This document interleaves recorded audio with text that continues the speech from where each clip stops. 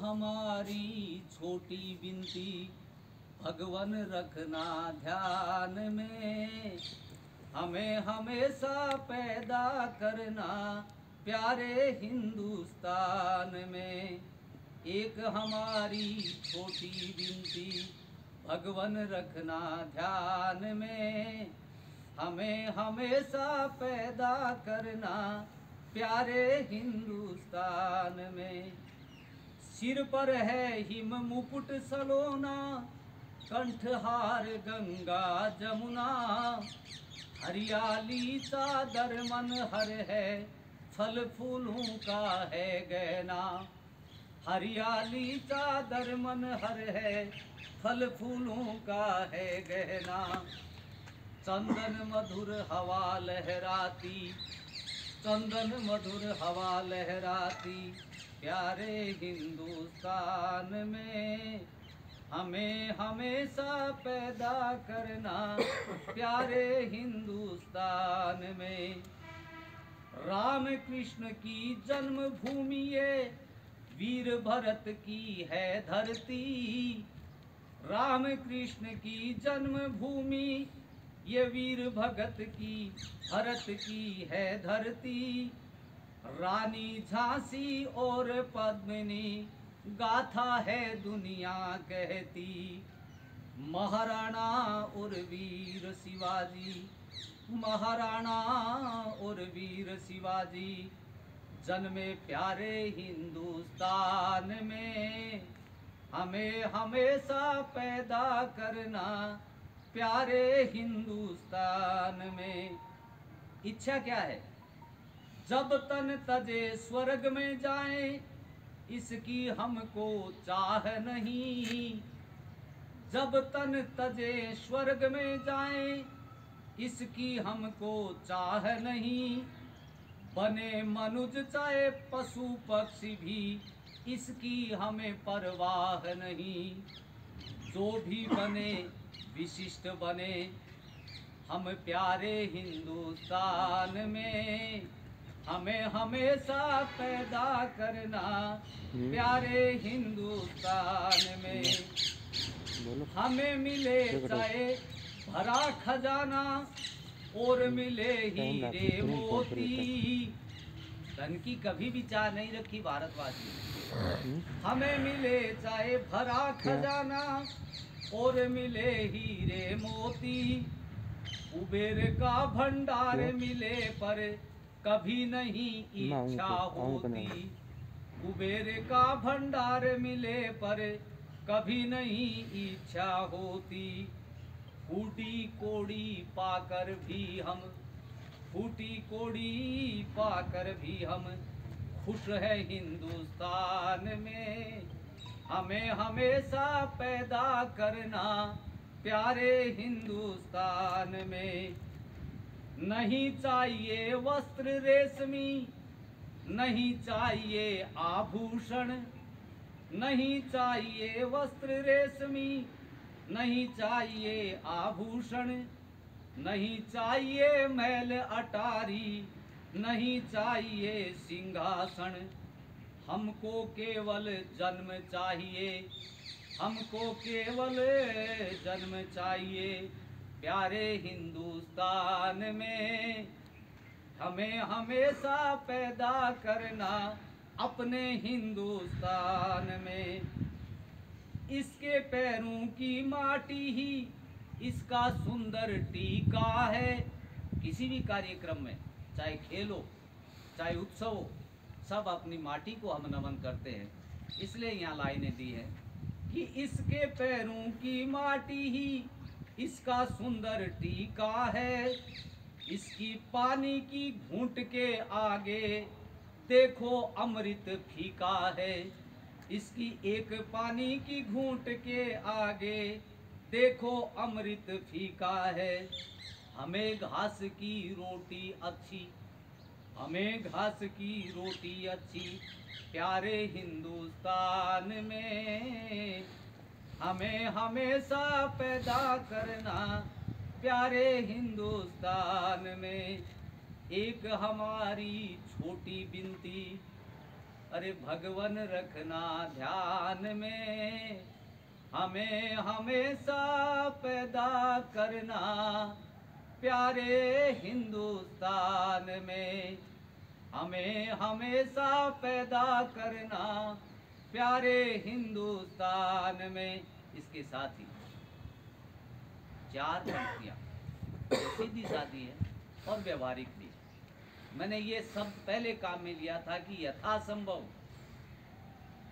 तो कहा है कि खाओ पीओ छक्को मत, खाओ पीओ छक्को मत, और बोलो बतलाओ पण बक्को मत, बोलो बतलाओ पण बक्को मत, और चालो फिरो पण थक्को मत, चालो फिरो पण थक्को मत, और देखो बाड़ो पण तक्को मत।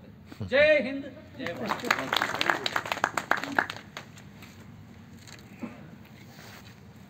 इसी आस के साथ कि हमारा हर जन्म हिंदुस्तान की इस पावन धरा पर होगा। डॉक्टर साहब ने अभी याद दिला दिया तो मुझे भी 2 पंक्तियां याद हुई। आप सभी ने सुना हुआ है, वो गीत है, हरे घासरी रोटी थी जद बन बिलावड़ो ले भाजो, नानो सो अमरियो चीख पड़ियो, राणारो सोयो दुख जाग्यो, हूँ लड़ियो घणो हूँ मरियो घणो, मेवाड़ी शान बचावण ने, हूँ पाँच नहीं राखी रण में, बैरियारो रक्त बहावन में, जब याद करूं हल्दी घाटी, नैना में रक्त उतर आवे, सुख दुखरो साथी चेतकड़ो, सूती सी भूख जगा जा, हूँ लड़ियो घणो हूँ मरियो घणो, मेवाड़ी शान बचावण ने, हूँ पाँच नहीं राखी रण में, बैरियारो रक्त बहावन में। तो सभी हम एक साथ बोले, भारत माता की जय हो। इस कार्यक्रम की अंतिम कड़ी में 4 पंक्तियों के साथ में हमारे प्रधानाचार्य श्री गोविंद सिंह जी राठौड़ को मंच पर, मैंने सब पूछा था पीछे, सुमेर जी एंड नरेंद्र जी उपाध्याय मंच पर आमंत्रित हैं आप 2 शब्द के लिए। सुमेर जी दास का ना सुमेर थे दो डॉक्टर साहब बोल गया जी मारे बच्चों के बाकी रह गए डॉक्टर साहब की छोटी भी बनी गई डॉक्टर साहब बोले बाद में साहब जरूरत ही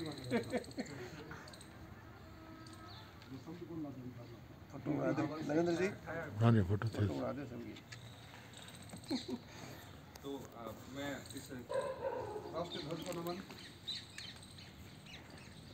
वाइस प्रिंसिपल महोदय,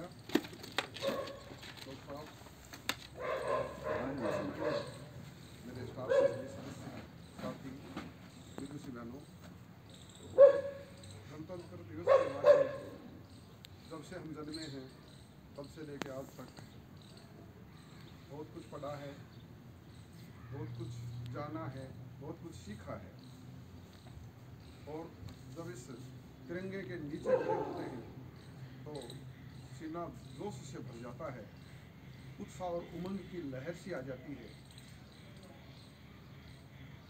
स्वामी जी ने और दिनेश जी ने, दोनों ही स्वामी जी बोल दूँ, दोनों ने सत्य घटनाओं पर का एक चित्र खींचा, और जो हम आज स्वतंत्रता की जो सांस ले रहे हैं, इसके लिए कितने सारे बलिदान हुए, कितने सारे लोगों ने इस आशा और विश्वास के साथ अपने प्राणों की आहुति दे दी कि मेरा भारत आज़ाद हो, मेरी आने वाली पीढ़ियाँ स्वतंत्रता में जी सकें।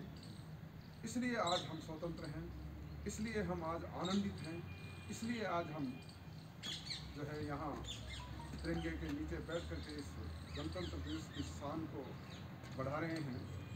हमें निश्चित रूप से इन सारी घटनाओं पर चिंतन मनन करना चाहिए और उनके नक्शे कदम पर चलना चाहिए। व्यक्तिगत समस्याएं सबकी होंगी, व्यक्तिगत जिम्मेवारियां सबकी हैं, कष्ट भी सबके हैं, लेकिन थोड़ी सी हम कल्पना करें कि इस तरह से यदि हमारे पूर्वज, हमारे शहीद सोचने लग जाते, व्यक्तिगत अपने बारे में सोचने लग जाते। एक घटना जो आप सब ने सुनी होगी कि जब चंद्रशेखर आज़ाद ने खजाना लूटा अंग्रेज़ों का, और उस समय चंद्रशेखर आज़ाद के माता पिता कष्ट से गुजर रहे थे, और स्थितियाँ ये थी कि उनको खाने के लिए रोटी तक उपलब्ध नहीं हो पा रही थी। उनके किसी एक साथी ने आकर के कहा कि चंद्रशेखर, इतना सारा धन खजाना लूटा है अंग्रेजों का, निश्चित रूप से देश के काम आएगा, लेकिन थोड़ा सा हिस्सा यदि तुम तुम्हारे गांव, तुम्हारे माता पिता के पास भेज देते हो तो उनकी भूख मिट जाएगी, वो आराम से थोड़ा सा जीवन व्यतीत कर देंगे। लेकिन चंद्रशेखर आज़ाद ने कहा कि ऐसा कदापि नहीं होगा। पहले तो मैं ये कह देना चाहता हूँ कि वो माता पिता मेरे नहीं हैं, केवल मेरे माता पिता नहीं हैं, उनके लिए उन गाँव वालों को सोचना चाहिए, उन परिवार वालों को सोचना चाहिए। और उसके बाद भी यदि मुझे ये धन देने की बजाय मुझे ऐसा लगेगा कि माता पिता कष्ट में हैं, भूख मर रहे हैं, तो एक दिन का समय निकालूंगा और समय निकाल करके मेरे गांव में जाऊंगा और मेरे माता पिताओं को एक एक गोली दे करके उनका जो है मतलब उनके यूँ कहूँगा कि देश के लिए विदा कर दूंगा, ताकि वो कष्ट नहीं पाए। लेकिन मैं मेरे देश के साथ दगा नहीं कर सकता। ऐसे बहुत सारे जो शहीद थे, जो गुमनाम भी थे, जिनका नाम हम नहीं जानते, उन्होंने अपनी शहादत दी, उन्होंने सर्वस्व न्यौछावर कर दिया, और तब जाकर के हम आज ये जो गणतंत्र दिवस और स्वतंत्र दिवस मनाने की स्थिति में आए हैं। मित्रों, मैं हमेशा ये मानता हूँ कि हमारे सारे त्यौहार बाद में हैं, लेकिन ये गणतंत्र दिवस और स्वतंत्र दिवस ये पहले हैं, क्योंकि ये हैं तब हम हमारे त्यौहार मना पाते हैं। ये हैं इसलिए हम हमारे समाज और परिवार में विभिन्न फंक्शन को जो है वो मना पाते हैं। इसलिए हमारा नैतिक दायित्व बनता है कि हम देश के इन शहीदों को जो है वो श्रद्धांजलि दें, उनको नमन करें, लेकिन हम आने वाली पीढ़ी को एक राह भी दिखाएं। अन्यथा स्वतंत्रता में जन्मने वाले सारे लोग स्वतंत्रता की पीड़ा को समझ नहीं पाएंगे और ये मान लेंगे कि ये तो ऐसे ही चलता आ रहा है। इसलिए हमारा नैतिक दायित्व बनता है, स्पेशली शिक्षक, और शिक्षक में भी डाइट के जो शिक्षक हैं उनकी बड़ी महत्वपूर्ण भूमिका इसमें है। तो चूँकि मैं हमेशा इस बात को लेके चलता हूँ कि डाइट एकमात्र ज़िले में ऐसा संस्थान है जो पूरे ज़िले को, क्योंकि मैं बीच में थोड़ा सा ये कहना चाहूँगा कि हमारे शहीदों के बारे में और हमारे देश के बारे में बहुत सारे जो है गुणगान हुए हैं, हम सब जानते भी हैं, इसलिए उन बातों को दोहराने की आवश्यकता इसलिए नहीं समझता कि आप मेरे से ज़्यादा इस विषय में जानते हैं, आप इस विषय में बहुत ज़्यादा मनन और चिंतन आप सब लोगों ने किया है। लेकिन हमें हमारे नैतिक दायित्व की तरफ हमें झांकना चाहिए। दायित्व जो है वो निश्चित रूप से एक आइडियल संस्थान होनी चाहिए, ताकि पूरे ज़िले के लोग जो है यहाँ से आए, इसको देखें और अपने विद्यालयों में उन बातों को लागू करें। और इन सब में हम सब की व्यक्तिगत प्रत्येक व्यक्ति की भूमिका होनी चाहिए। इसमें यहाँ 4th क्लास से लेकर के प्रिंसिपल तक के जो ये माला है, इन सब के आप जो महंगे मोती हैं, आप सबका व्यक्तित्व, आप सबका आचरण, आपका सबका व्यवहार इस कदर होना चाहिए कि सारे लोग जो हैं हमसे सीख सकें। मैं बड़ा सौभाग्यशाली हूँ कि मुझे इतना शानदार स्टाफ मिला है, इतना शानदार विद्वान और विदुषी बहनें और भाई मिले हैं कि जो एक आवाज़ के साथ सब काम करने के लिए तत्पर और तैयार रहते हैं। थोड़ा सा हम यदि इसमें और व्यवहार करके कुछ आदर्श प्रस्तुत कर पाएंगे तो मैं मानता हूं कि उन शहीदों के लिए सच्ची श्रद्धांजलि होगी। मित्रों, जब तक काम आओगे पूछे जाओगे, तब तक पूछे जाओगे जब तक काम आओगे। दीपक जलाने के बाद तिलियां बुझा दी जाती है। यदि हम काम करेंगे, हम हमारे कर्तव्य पथ पर ईमानदारी के साथ आगे बढ़ते चले जाएंगे तो निश्चित रूप से कदरदानों की कमी नहीं। अकबर करे कोई कमाल पैदा, हमें कमाल पैदा करने की क्षमता हमारे अंदर होनी चाहिए। यदि हम कमाल पैदा करने की तरफ हमारे कदम बढ़ाते हैं तो कदरदान पलक पावड़े बिछाए बैठे हैं। और हमें एक नेतृत्व करना है, हमें नेतृत्व प्रदान करना है। हम सामान्य शिक्षक या सामान्य नागरिक नहीं हैं, हम वो नागरिक हैं जो समाज को दिशा और दिशा, समाज भी कौन सा समाज, जो शिक्षक समाज है, उसको दशा और दिशा दिखाने की हमारी महती भूमिका है।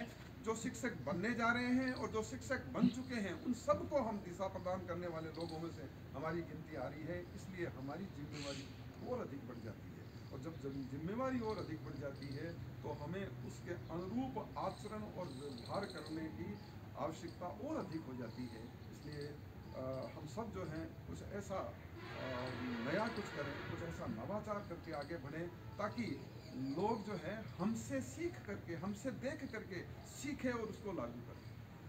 तो मैं ये मान के चलता हूँ कि हमारा एक्सीलेंसी सेंटर होना चाहिए, हमारा डाइट, इसमें आप सबकी भूमिका होनी चाहिए, प्रत्येक व्यक्ति का नवाचार होना चाहिए, प्रत्येक इस सदस्य परिवार के मेंबर का एक नवीनता होनी चाहिए। और जब आप घर से निकलें, अपने कर्तव्य पथ की तरफ आगे बढ़ें। जब भगत सिंह को फांसी दी जा रही थी और तीनों जब साथी फांसी के फंदे पर जा रहे थे, तो उमंग और उत्साह के साथ भारत माता की जय, वंदे मातरम का गान गा रहे थे। कल्पना करके देखिए, थोड़ा सा उस सीन को चिंतन करके देखिए कि जिसको ये पता हो कि ये फांसी का फंदा मेरे गले में पड़ने वाला है और सांस घुटने के बाद मैं मरने वाला हूँ, उसके बाद भी भारत माता की जय बोल रहे थे, उसके बाद भी वंदे मातरम का गायन गाते जा रहे थे और फंदे को चूम करके उस फंदे को अपने गले में डाल रहे थे।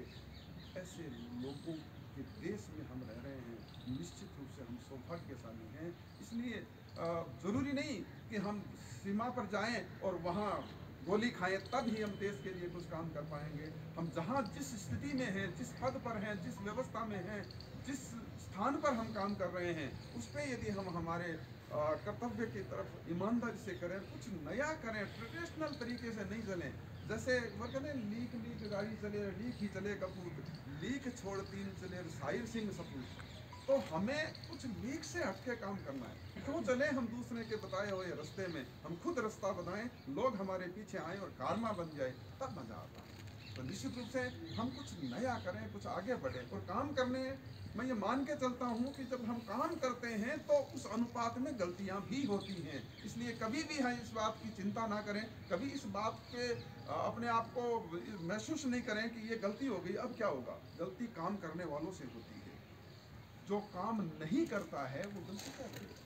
सबसे बड़ी गलती यही है कि वो कुछ कर ही नहीं रहा है, तो वहाँ गलती का चांस ही नहीं है। इसलिए गलतियों से कभी घबराएं नहीं। गलतियाँ हमारा राह दिखाती है, गलतियाँ हमें आगे कुछ और करने के लिए जो है वो उत्साह प्रदान करते हैं। हम सुधार उसमें करते चले जाएं और आगे बढ़ते चले जाएं, तो निश्चित रूप से हम देश के लिए कुछ करेंगे।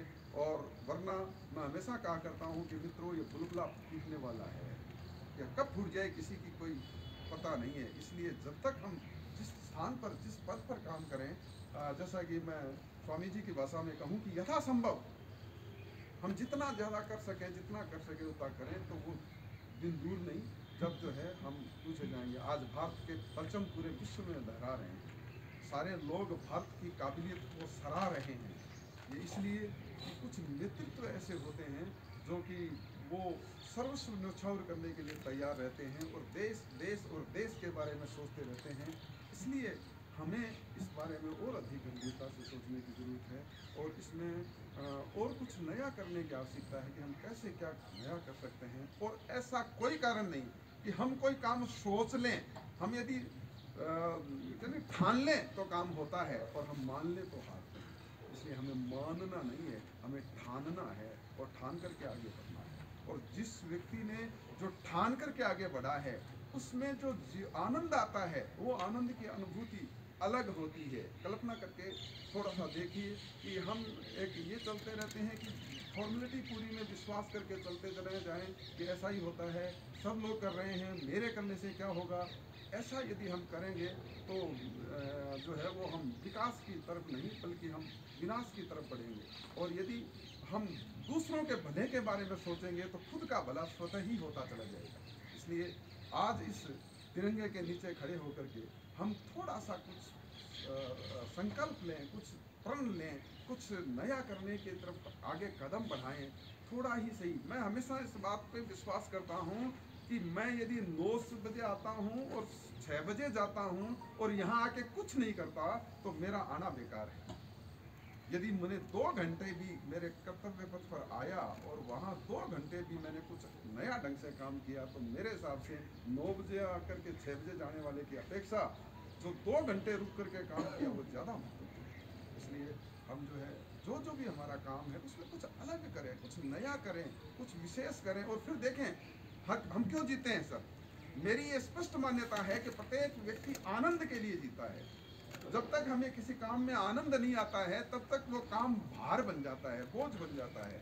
लेकिन जिस काम की जब तक हम गहराई में नहीं जाते तब तक उसमें आनंद नहीं आता। इसलिए कोई भी काम में आनंद तब आता है जब एकदम ठेठ उसमें गहराई में हम जाते हैं और पूरे उसको समझते हैं, तब आते हैं। तो काम यदि हम करेंगे, लगन से करेंगे, तो निश्चित रूप से जो है वो आनंद की अनुभूति होगी, इसमें कतई कोई दो राय नहीं। मैं आपसे इस राष्ट्रीय ध्वज के छत्र छाया में खड़ा होकर के आप सब लोगों से ये भी चाहूँगा कि आपके सुझाव सम्माननीय हैं और आपके सुझाव जो हैं वो निश्चित रूप से बेशकीमती हैं। लेकिन आपको कभी लगे कि ये काम थोड़ा ठीक नहीं हो रहा है तो निश्चित रूप से हम परिवार के मेंबर हैं, सदस्य हैं, आप कहें। यदि हमारे डाइट में हम सारे मिलकर काम करते हैं, चूँकि हमारे कार्य क्षेत्र की हम बात करेंगे, हम जो है वहाँ बॉर्डर की बात नहीं करेंगे, यहाँ यदि काम करते हैं, यहाँ थोड़ी बहुत कहीं कोई कमी आती है तो ये केवल प्रिंसिपल की नहीं, हम सबकी सामूहिक जिम्मेवारी होगी। इसलिए आपको कुछ ऐसा लगे कि ये काम थोड़ा सा ऐसे नहीं होकर के ऐसे हो जाए, तो ये नहीं कि प्रिंसिपल ने निर्णय लिया इसलिए सही होगा। बॉस इज ऑलवेज राइट, ये जो है वो गुलाम भारत की भाषा है।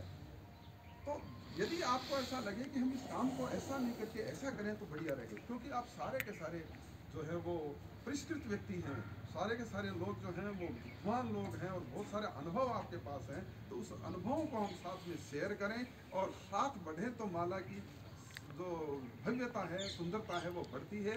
और माला में यदि हम मणियों की तरफ ध्यान न दें, एक दो मणियाँ जो है वो बिछुड़ता टूटता चला जाए तो माला जो है बदरंगी हो जाती है। तो इस माला को सुंदर ढंग से सजाएं, उसको आगे बढ़ाएं। उसके लिए हम हमारे पूरे तन मन से जो है सहयोग प्रदान करें। और निश्चित रूप से आप सब लोगों का सहयोग है। मैं हमेशा सकारात्मक सोच के साथ आगे बढ़ता हूं और इतने सारे विद्वान लोगों के जो नेतृत्व करने का मुझे जो सौभाग्य प्राप्त हुआ है, मैं अपने आप को भाग्यशाली मानता हूं।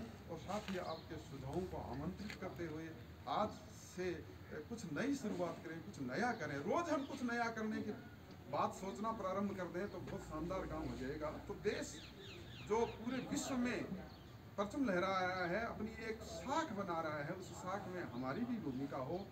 लेकिन याद इस बात को भी रखना है कि यदि कोई काम अच्छा होता है तो हमारी भूमिका है, और यदि कोई काम अच्छा ना होता है तो भी हमारी उसमें कहीं न कहीं हमारा भी कर्तव्य सुनिश्चित होता है। कहीं कोई काम होता है और वो गलत होता है तो मैं कभी शिक्षक होने के नाते मानता हूँ कि मैं भी शायद कहीं न कहीं दोषी हूँ, क्योंकि मैं शिक्षक होने के कारण एक सही आचरण, एक सही दिशा, एक सही लाइन उन लोगों को नहीं दे पाया। इस वजह से आज वो लोग वहाँ पहुँच पाए। तो हमारे अंदर बहुत शक्ति है, ऊर्जा है, उत्साह है, हम उसका उपयोग करें, सदुपयोग करें, सही दिशा में उसको आगे बढ़ाएं। और फिर कहना चाहूँगा कि डाइट के लोग ये सोचना प्रारंभ कर दें कि हम दूसरों से बहुत अलग हैं।